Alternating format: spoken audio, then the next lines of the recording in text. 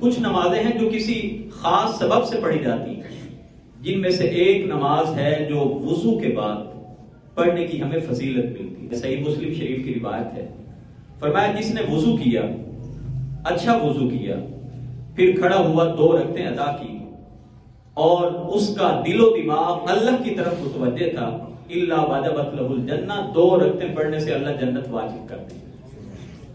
سیدنا بلال رضی اللہ تعالیٰ عنہ سے اللہ کے نبی نے پوچھا تھا، کہا تھا بلال اسلام جب سے لائے ہو کیا خاص عمل کیا ہے؟